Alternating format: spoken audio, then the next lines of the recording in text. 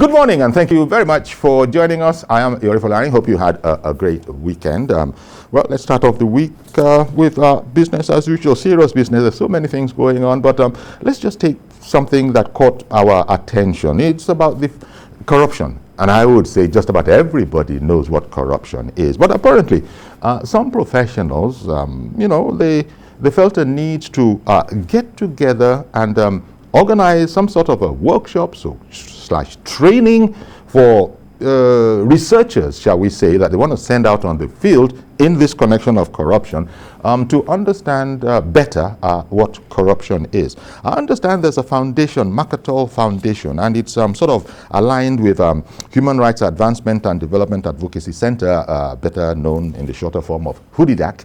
And we sort of understand that now, and why, if we got it right, there's a need to go for a training for research, respondents to researchers to understand what corruption. I thought everybody knows what it is, but it might not well be so. I remember, you might as well, we have heard in this town before that stealing is not corruption, or is it the other way around? Corruption is not stealing. So a lot of people were busy scratching their head over that. But let's dive into the matter and find out what exactly was hoped to be achieved with the whole issue of a training session for research assistants to understand what corruption is, how to identify it, and then get on with the rest of their project, which will also try and find out what the rest of the project actually is.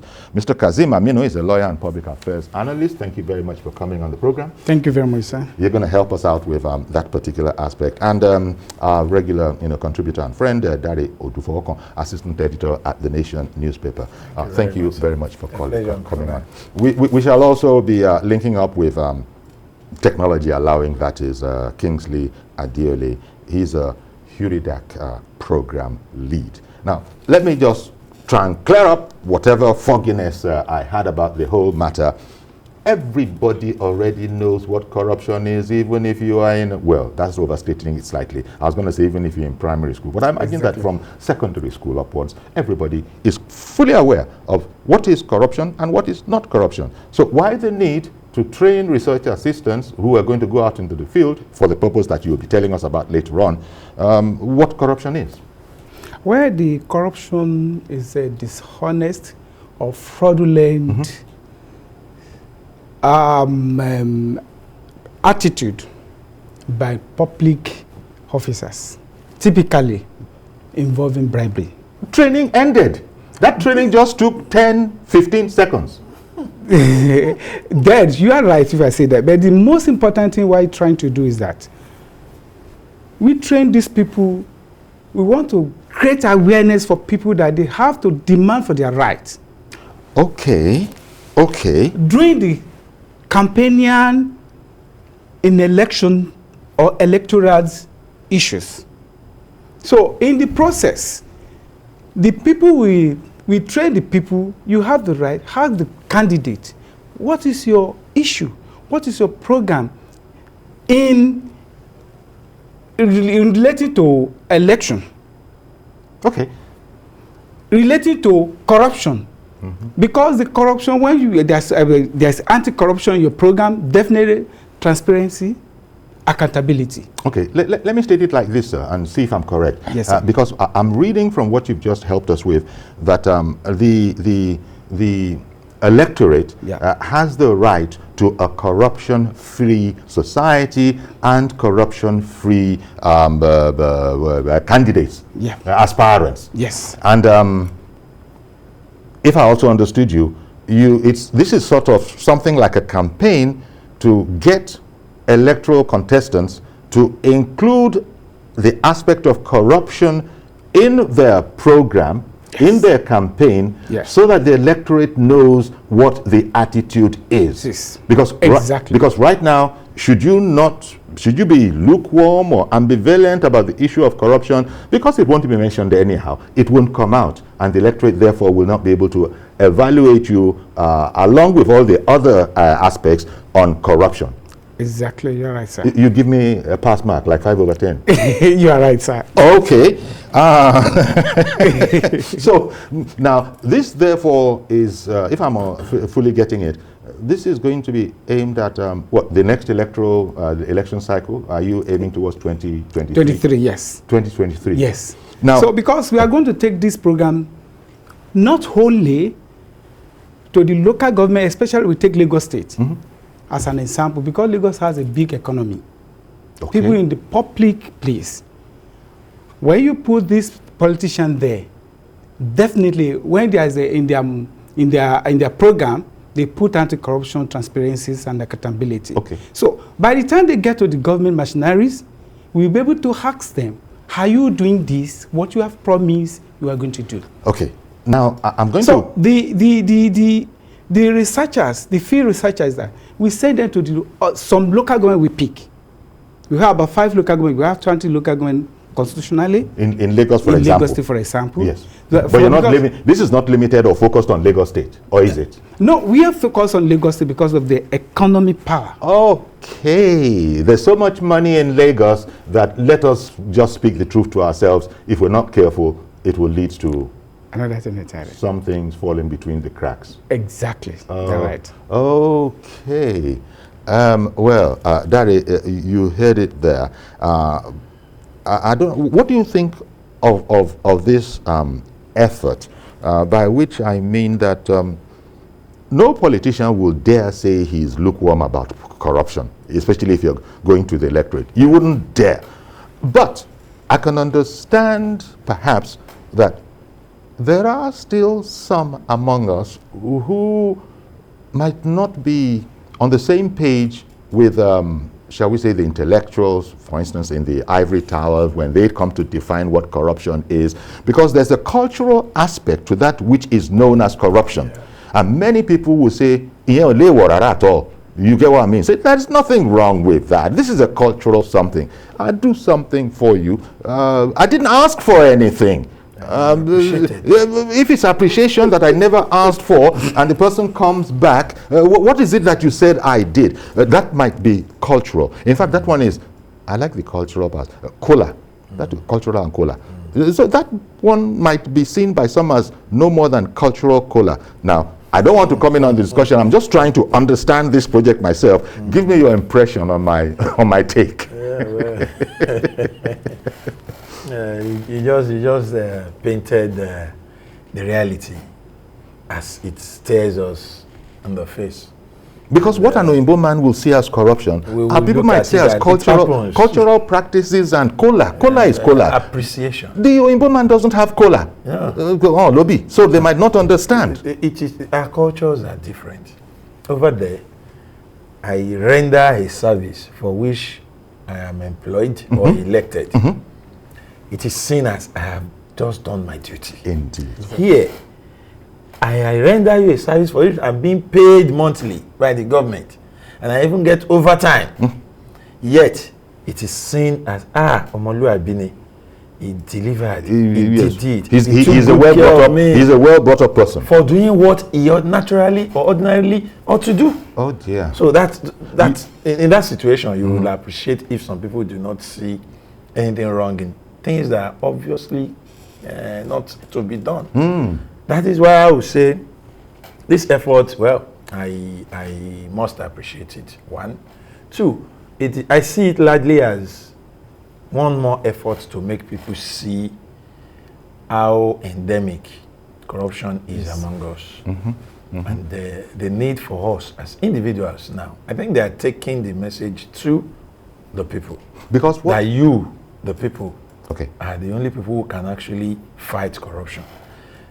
In the last 6 years or 7 years, have been cured of my optimism that a good government will end corruption. I was so optimistic about it. But I think in the last 6 years, I've been cured of that optimism. Because you discover that no matter how good a government is, no matter how willing, we talk about political will.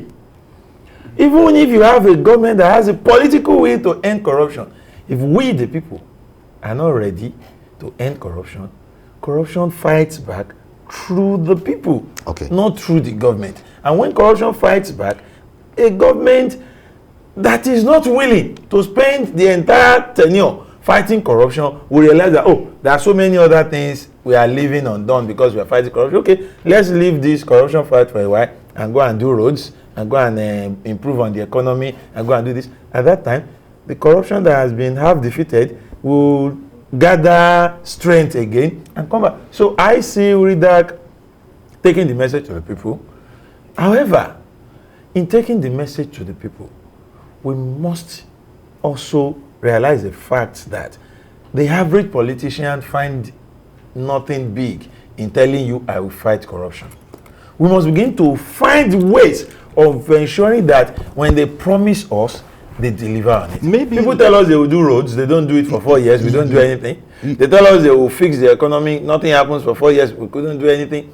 What are we going to do to a politician or a political party that promises and fail to fulfill it? Okay. When we get to that point, Okay. then the fight against corruption will get stronger.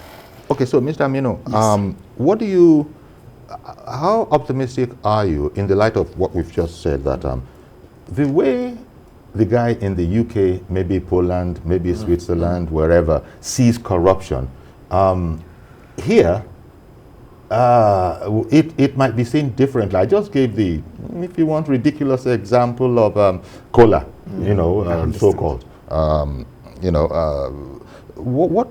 Why do you think that, because if we see it like that, it seems like a big job to persuade the ordinary person, because leave the politician out of it. If you were to talk to a lot of people in the marketplace, perhaps walking along the streets, perhaps not all of them would see anything wrong with the practice such as I have described.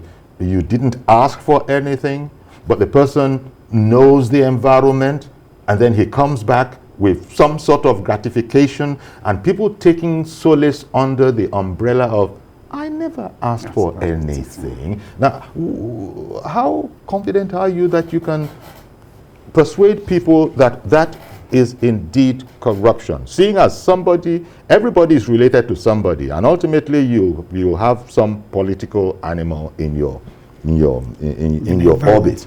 So in a sense, you would have benefited, because you don't know how all men of substance, you don't know how all men of substance have come about their substance. You just hope that it's good. Do you not see it as a Herculean task, because you seem to be aiming at the very cultural foundation of a people? Yeah, thank you very much, sir. You see, a 1,000 journey begins with a step. By the time we take this awareness today, we persist. For the next in the next 2.5 years now, the election is coming. Yes. So we are starting now. Yes. Taking it to the people, not only ordinary people. There are a lot of societies, religious, youth, social medias, media. So we take it to them. They personalize these people. Definitely they will be able to heed. Then what we are going to do is that we ensure that people, when we have teach them, sort of explain to them, then see that there is something we call vigilant. When they are vigilant about what is happening, they now they report. When they report of what you have committed, then they take an action.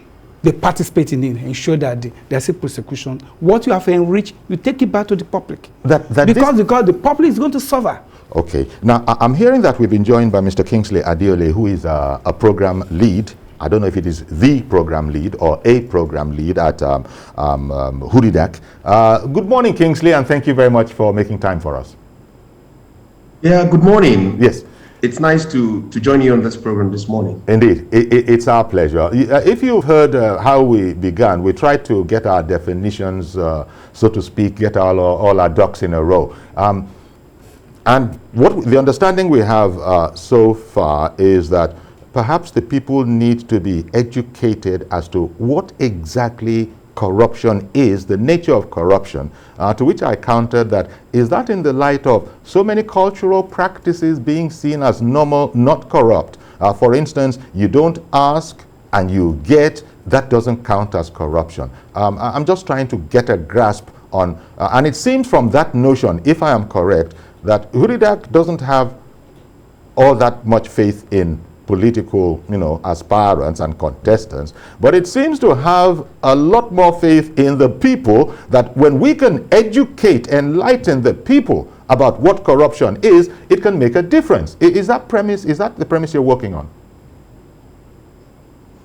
Yes, it would be very important to state here that Huridak as an organization, just like as you noted, is not a political organization per se, but we're more concerned about reaching out to citizens, advocacy, and just like as you did point out, corruption is actually a bane of society.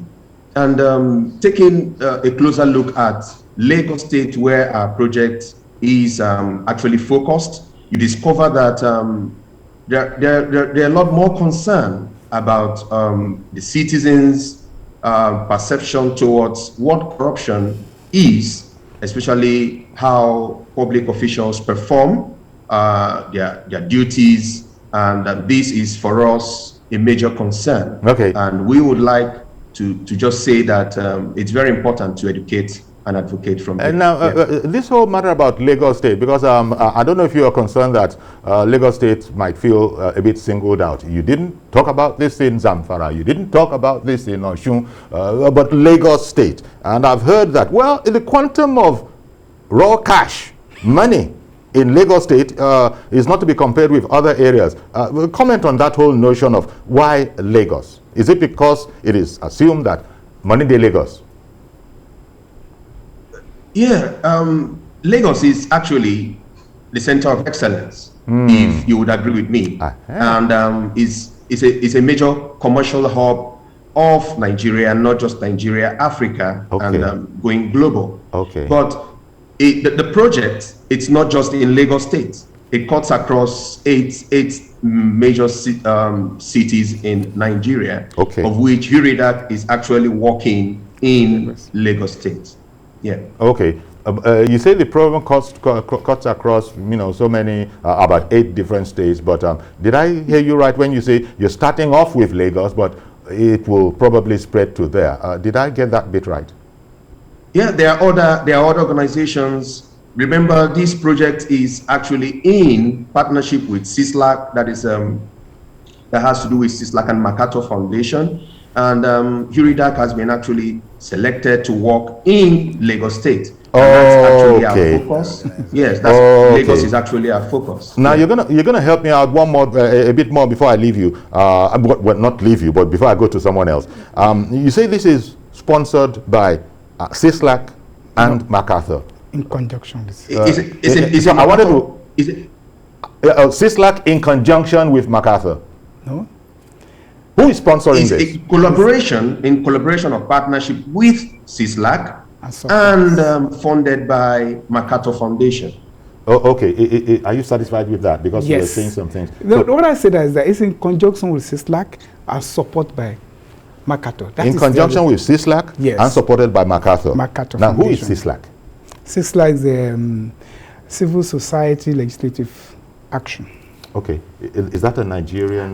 Yes, it's a Nigerian civil society. Oh, it's a civil society organization in Nigeria. Yes. MacArthher is the big American foundation financier that finances this show. So, give me your impressions there, because these programs that are sponsored, CISLAC might not have been able to do it alone. I don't know for sure. They might not have been able to do it alone. They reach out to MacArthur Foundation. MacArthur is known to fund quite a number of projects. There are those who are a bit suspicious of some of those foundations, without prejudice to the present ones we're talking about. Talk to me about this whole matter about suspicion on some foreign foundations. While this whole thing was unfolding, I had my worries, and I think you just went straight there now. You see, I commend Huridak for what they're doing. We need things like this. But I think we need to be more specific to ward off suspicion. But for Uncle Yori's insistence to know why Lagos, I tell you, a lot of our listeners who feel Lagos is being singled out for whatever purpose. And then we just discovered from what Kingsley told us that it's actually not so.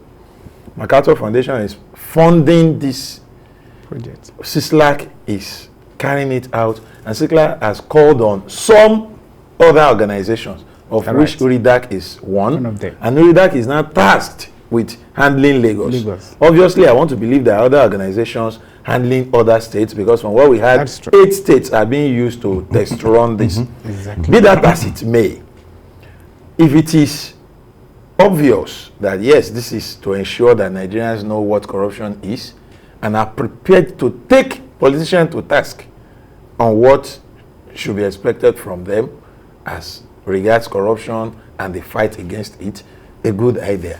But Nigerians and every other person world over sometimes have this fear about these foundations, these organizations, when the issue becomes strictly political. It is not only in government that you have corruption. Like Anori has been saying, even in private sector, people demand and get gratifications. People don't ask for, but culturally, people know how to pass it to them before or after the task is done.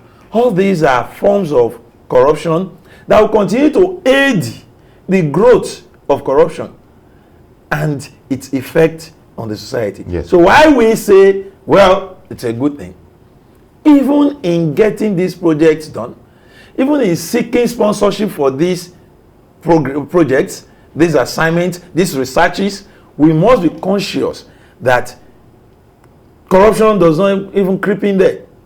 Because why this is, if this happens to be done for a particular purpose, it is corruption. Well, and we must avoid that. Indeed. We are not saying the case is so in this particular matter.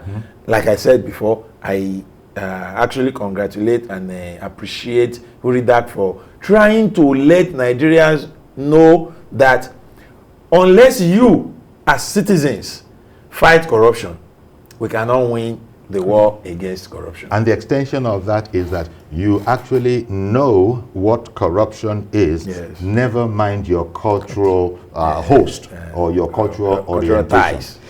You see, the point there is that when you educate people, definitely in the private sector too, is the people that work in the private sectors.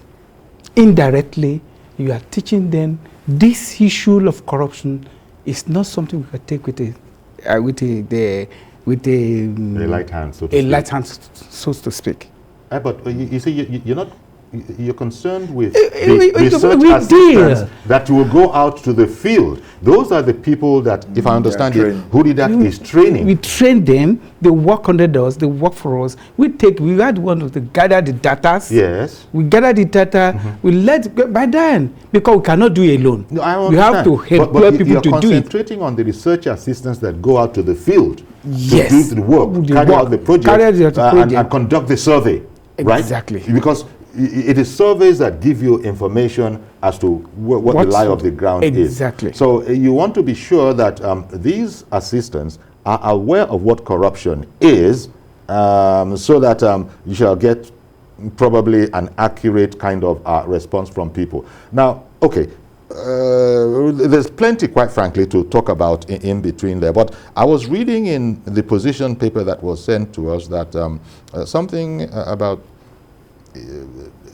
some of those research assistants actually saying that until the training, they weren't fully aware of all aspects, the whole ramification of corruption.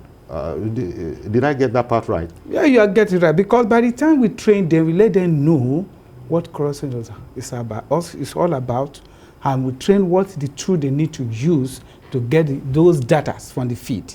They now realize that it's more than what they think. Okay. Now let me come back to Kingsley. Kingsley, the position paper that was sent to us. There's also something that I read about. I think some of the participants in the training finding a difficulty of some sort in getting people to respond to them.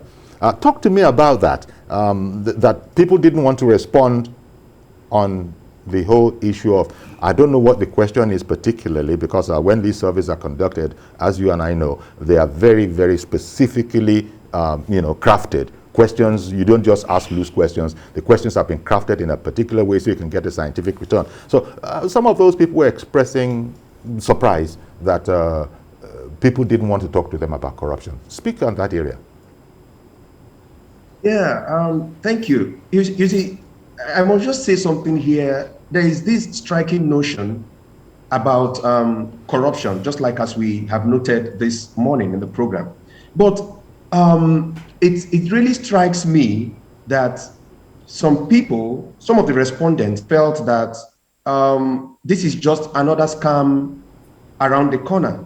Some also had a feeling that why asking us to speak on corruption? That is members of the public that the field officers approach. Yes. Okay. Because they feel that over time they have given their views on issues that border on corruption and how they perceive government officials, how they work, but public officials. But it just beats down to the fact that little or nothing are being done. Imagine, let's say that the research itself was on the perception of corruption in Lagos State in the past decade, and also comparing it to what is obtainable today. Are there much improvement? But you find out that there is little to report that yes, there's improvement. And some persons have that feeling that if I say something, I may be attacked, or it may be used against me, or it's just another scam, another scheme to just tell us, to hear from us and siphon funds from some of these organizations. So it's really painstaking that the reporters are actually giving this feedback, and that is the truth. We cannot hide it because our organization is all about transparency, and we want to report things as they are. Kingsley, if I'm not putting you too much to task, could you help us with, for example, one kind of question? Because questions in surveys, as I was saying, are crafted in what researchers refer to in a scientific mode. You don't just talk the way ordinary people talk. It must be specially crafted because, as you and I know, every last word begins to, form some sort of an impression of the person. And even in journalism, we take care not to ask leading questions. Could you give me one example of a question so that I could get what the situation is with those researchers out there, people saying, "Abeg, leave me out of it." How would a question be crafted? Okay, just to take an example, we did ask, how do you perceive corruption in the last decade in Lagos State as regards to how it is presently? Do you feel that there's an improvement in the healthcare sector? Are there things that the government are doing right, like improving urban housing, improving transportation, improving, reducing poverty? Okay. Are people actually feeding well? The promises made by government officials, people who are elected into government positions, are they actually living up to expectations? So these are some of the questions that were asked, and I believe you will also share that same opinion that there are a lot more that the citizens demand from their officials. Well, I imagine, Dari, the work of the researchers is really cut out for them because just sitting down here, and this is the one thing that research doesn't do. Research doesn't sit down in an office and begin to base what it is saying on knowledge that it thinks it has and theorizing. Yeah. They actually need to go out there, sample respondents, and come back with facts from which they can draw some sort of scientific conclusion. Now, as we were being helped out there by Kingsley's talking, in fact, yeah, he lumped quite a number of things together. I imagine that was for the sake of time, that on the field, they would probably put one, want to know what is it that you feel about this aspect of governance in the past decade. They have their work cut out for them, right? Yeah, well, I think like you said earlier, research questions are crafted. Yes. They are meant to be largely yes or no. Yes. Follow-up questions are avoided. And in doing this, it is for the research to encode a scientific result from the effort. Well, we have said it. The people have this task of letting politicians know that, yeah, we know what corruption is. We can now rate you as per your attitude towards corruption, as per your performance. What I want to take away from this is the fact that the research appears to lump a lot of things together. If you are asking if there has been an improvement in healthcare, if there has been an improvement in transportation, you are asking in relation to corruption. I think it should be more explicit. Okay. In my own opinion. It should be more explicit because maybe Mr. Aminu can help us out there. Even a corrupt government at times can improve the sectors.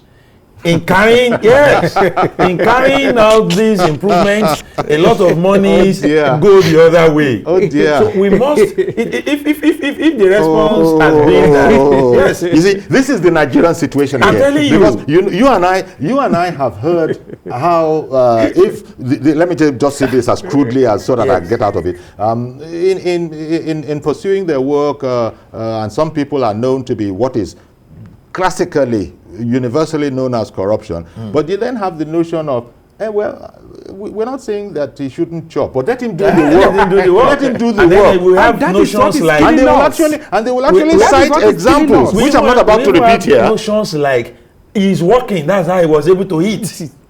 Okay. So, if we now talk about he has improved this, he has improved it, that should not be seen that he or she is not corrupt. We should be able to separate performance in governance from the issue of corruption. Okay. And that is why I say the people needs to be empowered via enlightenment to be able to identify what corruption is. Okay, and react to it appropriately. I'm going to take a quick break and then I'll come back and allow Mr. Aminu and indeed Mr. Adiole to clarify this area a bit more. Stay with us, please. We'll be right back and we'll include your calls.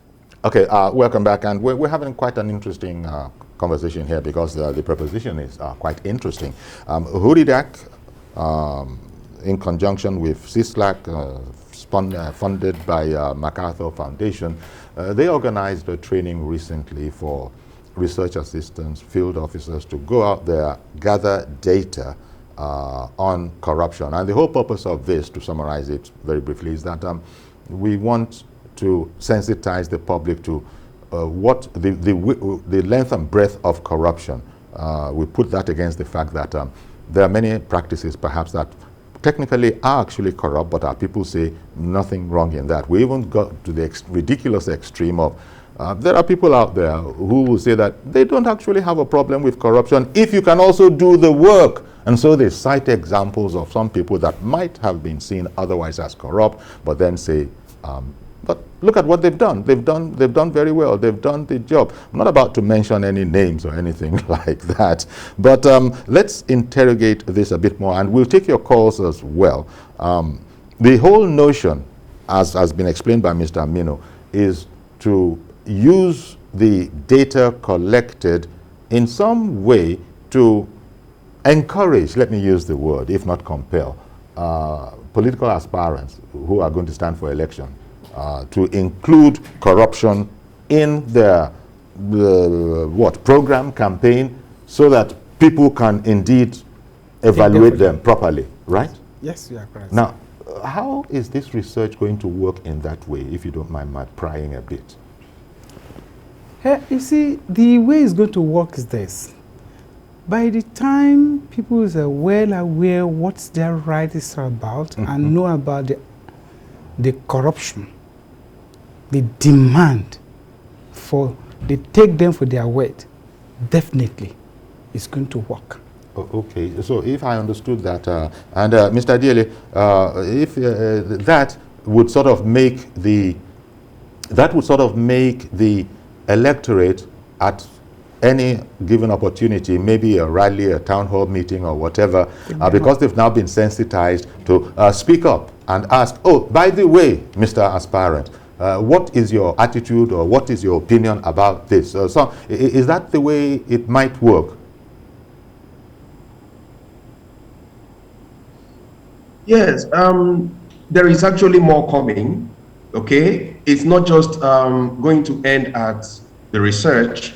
There is an anti-corruption document that is also coming up in progress already. We are working on that as an organization, which would look at anti-corruption and good governance in Lagos State.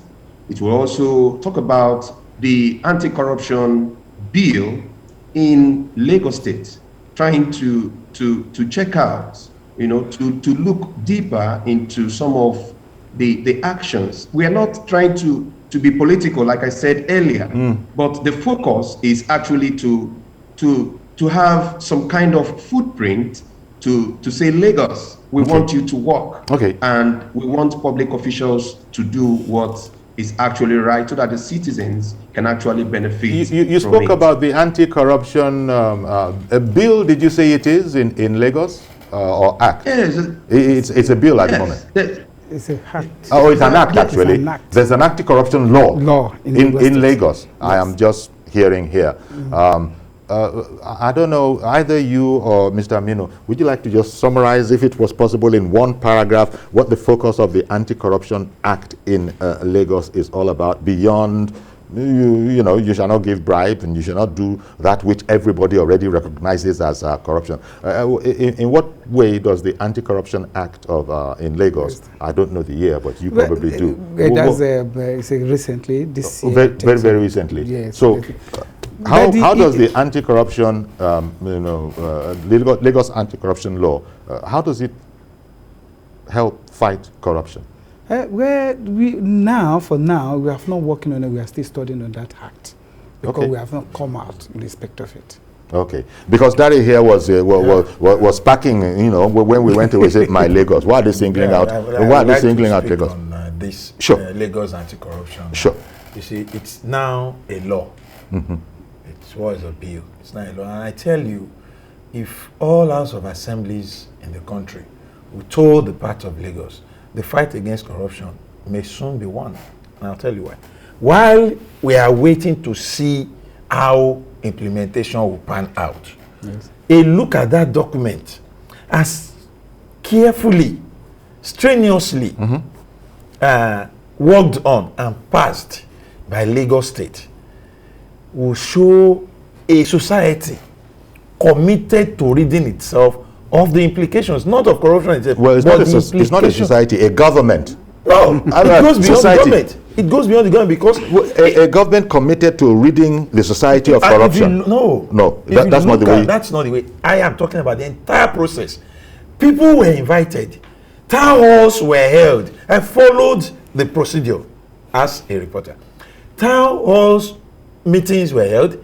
Stakeholders meetings were called. The private sector, the individual, the civil society, where you have the people unwilling, like Mr. Adele just told us, even to respond to questions. We have people unwilling.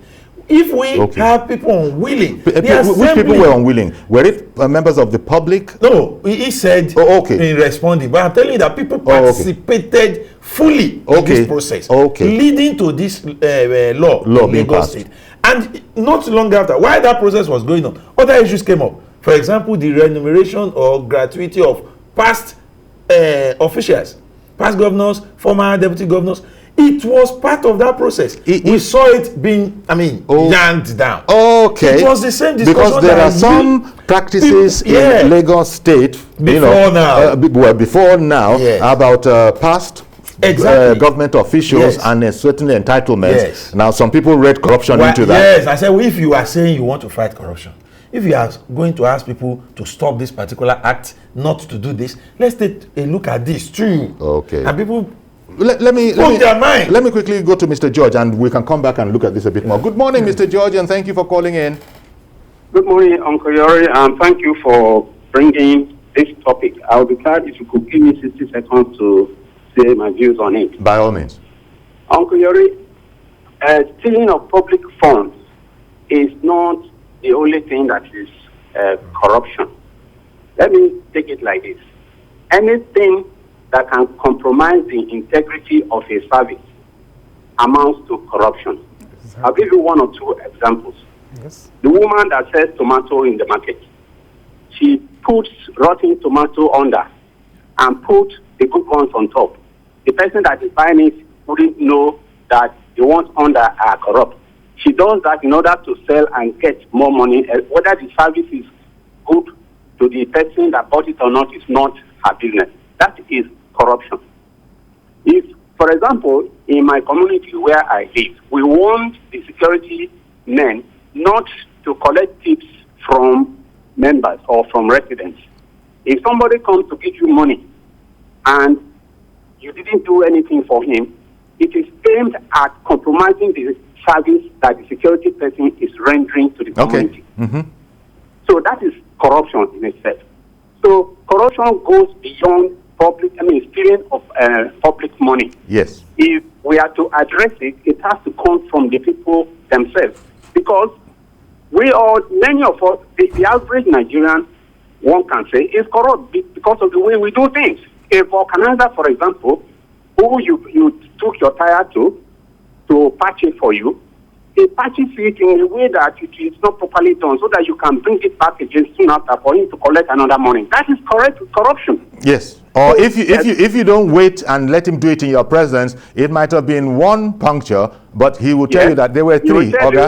There were three punctures. It's just as well. Something. So that's corruption. Yeah. So the education needs to be widespread, and that those people who do these things are the ones that eventually rise to government positions. What you are from the roots is what you take upstairs or to the public service when you get there. You cannot magically change after you have risen to leadership.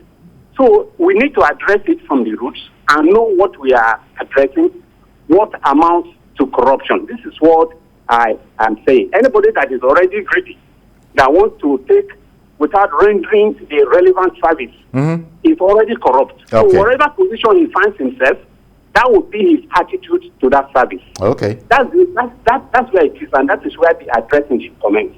Thank you very much for calling in, Mr. George. Now, I would imagine, just shooting my shot in there, that perhaps what Huridak would actually want is for most people to see it from the point of view of Mr. George. And in that connection, if there's anybody out there who wants to relate to the comment I made about corruption in our society, and in as long as you don't demand, it's not corruption, and you know the other aspects of it, maybe that person could call in and tell us a bit about that and why he feels that some people are being too strict about their definition of corruption. Mr. George just gave the example there of people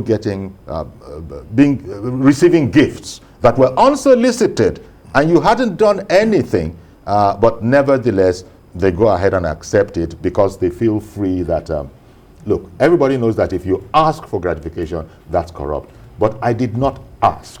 That man, out of the goodness of his heart, he gave it to me. And why are you now opening up your eyes and making like I did anything wrong?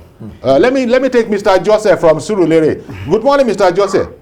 Good morning to you. Good morning, sir. To Ogadare, the gentleman, and then my other brother, Vice Cap, whatever. Yeah.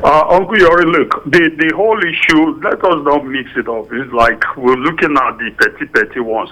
Gratification, I'm not trying to endorse it. Omoluabi and all this stuff. Yeah, these are the cultural part of corruption. Let's just put that aside. Okay. That is said something very interesting. Yes. It did said you could, passively look at the government and feel like, oh, these guys are performing, but actually there's so much corruption in there. Let me tell you one thing about public sector. We should get to understand that public sector is all about value for the money you spend. Okay, so if doing a kilometer bridge or road somewhere in South, is costing you $1 billion, okay, and the government in Southwest, for instance in Lagos, comes and say, I've equally spent $1 billion for, similar road. Hey, hang on.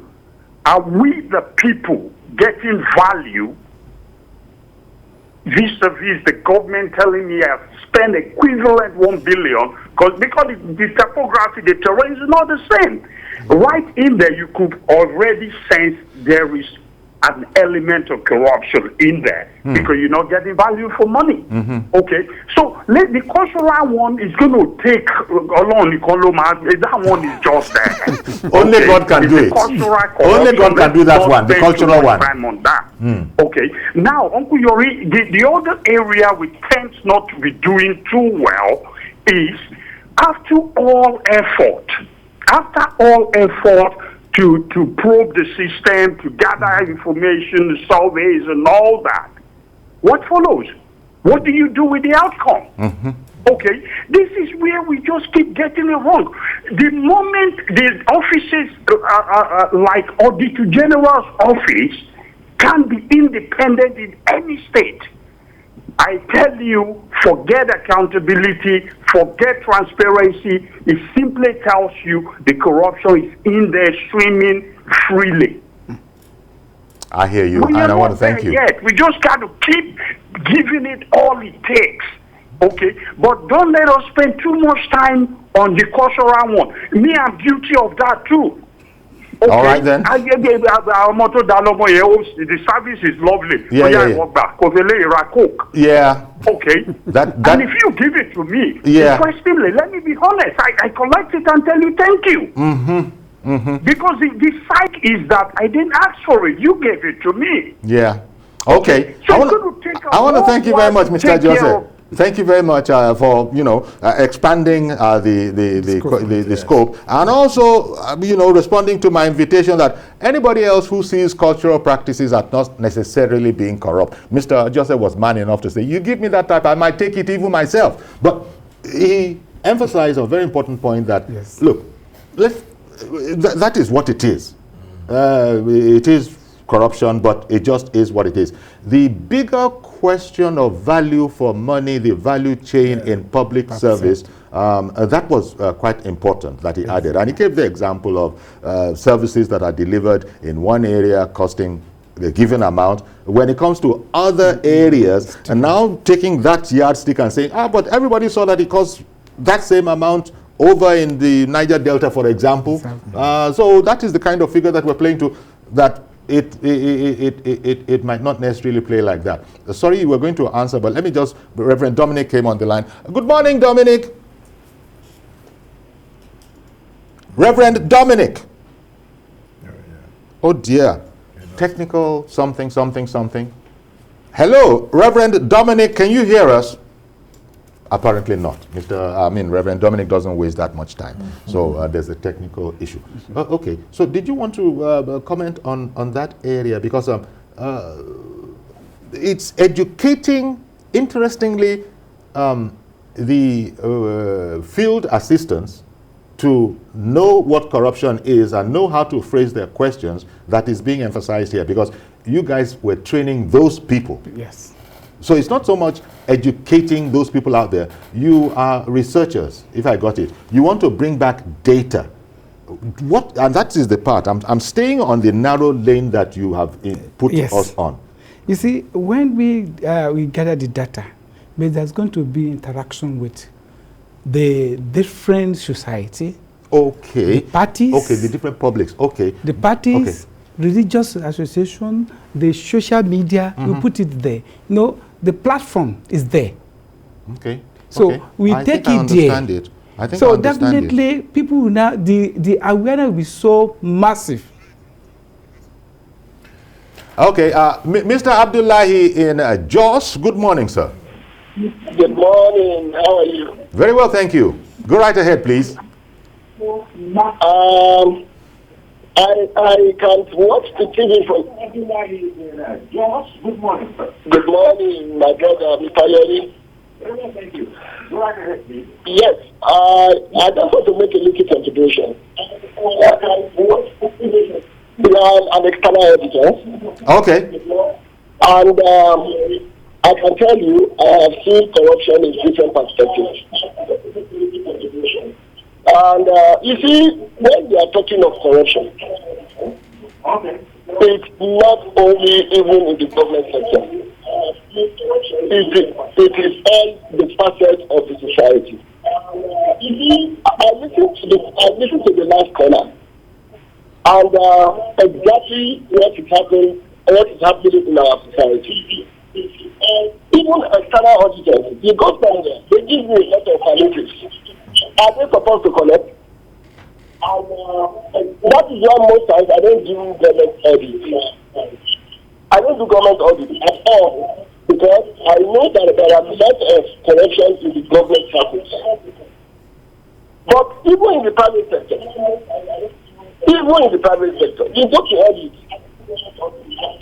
in a company, they tell you, okay, give the auditors, give them accommodation, give them tea in the office, and they are doing their work. Yes. What would you call that? Because the auditors would have come properly prepared from their own offices. Yeah, the auditors are supposed to have prepared from their own offices. You have collected your fee. You are collecting your fee. Yes, I hear you, sir. And thank you very much for this call, because I also have experience that not all people in that situation actually accept such hospitality. I'm not speaking for them, but it is the experience that I have had. Some will turn you down flat. I think you probably are aware of that. But it is also important that you are saying that this happens. Why people do it, only God knows, and I suppose that is the kind of thing that Mr. Kazim and Mr. Mr. Aminu and Mr. Adiele are sort of up against, trying to come to grips with. I would like to say something. Yes, briefly, please, because the caller before the very last, who mentioned, yes, Mr. Joseph, about the value of what is being done. Yes, the value chain in public service. That spoke about the greatest good for the greatest number of people. And if you look at, I'll cite an example. Because very briefly, please, because we've nearly run out of time. The bridge constructed in Agege by the Lagos State government. Let us assume that it costs the same amount with a bridge constructed somewhere in a less populated area in another state. I won't use it. You would understand that the usage, you see, the bridge in Agege, the value is enormous. Exactly. More people would use it. Its implication on traffic in Lagos. Since the creation of, the construction of that bridge, traffic in Lagos in that axis has been taken care of.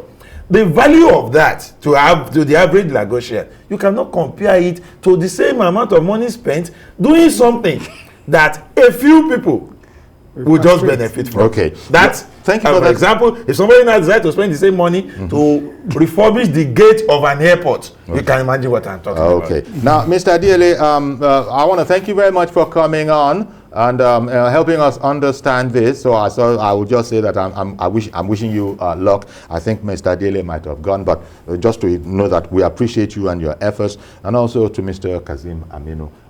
Now I think at the end of the program we understand it a bit better. In fact, perhaps a lot better, the task that you're up against. And I'd say well done, and we just wish you luck. Thank you very much for coming on the program. Thank you very much. Sir. Okay then, and of course, Dari, thank you very much for coming on, and we sort of interrogated this subject together. Nice one there. Okay, so that's our program. Please join us tomorrow for a fresh edition. In the meantime, COVID-19 is out there. Do social distance, mask up, wash your hands, take it as seriously, and most importantly, consider taking the jab, even though there's the democratic right for you to refuse. It's not what government wants you to do. They want everybody safe. They want everybody to take the jab. So see you tomorrow, God willing. I'm Yori Folani. Bye-bye for now.